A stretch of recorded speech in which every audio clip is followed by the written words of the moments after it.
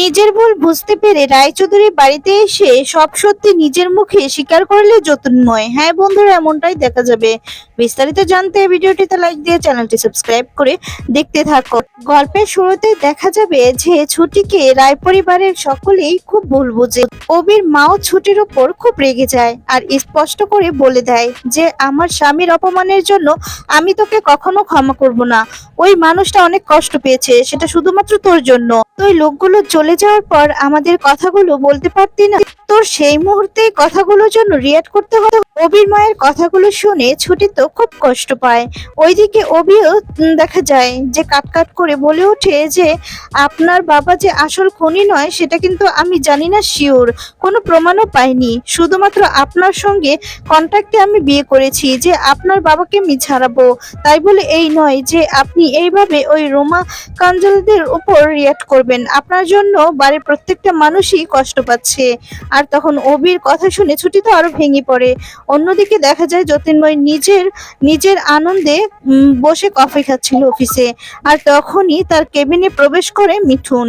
নিজের ছেলেকে হন্তদন্ত করে ছুটে আসতে দেখে জ্যোতির্ময় অবাক হয়ে যায় আর বলে, কি হয়েছে তোর? মিঠুন তখন বলে ওঠে, বাবা আমরা কি কাজটা ঠিক করছি? নিজের জেঠুর সাথে এভাবে অন্যায় করে কি আমরা মোটেও ভালো থাকবো? জেঠু তো আমাদের ফ্যামিলি, তাই না? আমাদেরকে নিয়ে তো জেঠু অনেক ভাবে, তার প্রমাণ আমরা অনেকবারই পেয়েছি। তাহলে কেন আমরা তার সাথে এমনটা করব? এমন সেভাবে বেইমানি করছি, এমনকি জেঠুর বন্ধু তার সঙ্গেও আমরা বেইমানি করছি। তাকে এই নোংরা খেলায় আমরা ইনভলভ করেছি। পরি তো আমাদেরই রক্ত, ওকে ওই বাড়িতে অবহেলায় রেখে আমরা কি ঠিক করছি? নিজের ছেলের মুখে এই সমস্ত কথা শুনে নিজেই ভাবনায় পড়ে যায় জ্যোতির্ময়। আর তখন বলে, আসলেই তো তার ছেলে ছোট হয় যেটা বুঝতে পারলো, সে এই বয়সে সে এটা বুঝতে পারলো না। না না, অনেক হয়েছে। এবার নিজের ভাইটিকে আর পরীকে বাড়িতে আনার পালা। ওই ঝুমকি আর রোমা কাঞ্জালার ওদের পাল্লায় পড়ে সে অনেক বড় ভুল করতে যাচ্ছিল, আর সে এমন ভুল করবে না। এই ভেবে জ্যোতির্ময় ছুটে যায় রায়চৌধুরীর বাড়িতে। আর সেখানে গিয়ে চিৎকার করে অবির বাবাকে ডাকতে থাকে।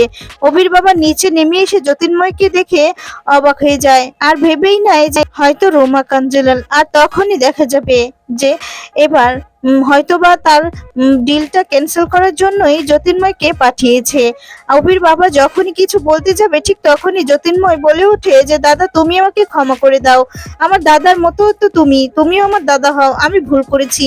আসলে ওই রুদ্রপ্রতাপ কাঞ্জাল আসলে একটা খারাপ লোক। আর এই ছুটি আমার একমাত্র ভাইজি, আমাদের পরি এই নোংরা খেলাটা আসলে আমি রুদ্রপ্রতাপ আর ওই রোমা কাঞ্জালাল ওদের পাল্লায় পড়ে করেছিলাম। আসলে আমি সম্পত্তির লোভ করেছি, সম্পত্তির লোভে এটা করেছি। টাকার লোভ আমাকে এই অবধি নিয়ে এসেছে, তবে আমার ছেলে আমাকে সঠিক পথ দেখিয়েছে। আমি আমার ভুলটা বুঝতে পেরেছি, প্লিজ আমাকে ক্ষমা করে দাও। তো বন্ধুরা, এবার যদি সত্যি জ্যোতির্ময় নিজের ভুলটা বুঝতে পেরে রায়চৌধুরী বাড়িতে এসে সকলের সামনে সবটা স্বীকার করে, আর এটাও যদি বলে যে ছুটি তাদের হারিয়ে যাওয়া পরি, তাহলে সেটা দেখতে তোমাদের ঠিক কেমন লাগবে এক্ষুনি জানিয়ে দাও। ভিডিওটি ভালো লাগলে লাইক করতে ভুলবে না। আর চ্যানেলের নতুন দর্শক হলে এমন আপডেট পেতে অবশ্যই চ্যানেলটি সাবস্ক্রাইব করে পাশে থাকা বেল বাটনটি অন করে দিবে। ধন্যবাদ। ভালো থাকবে, সুস্থ থাকবে।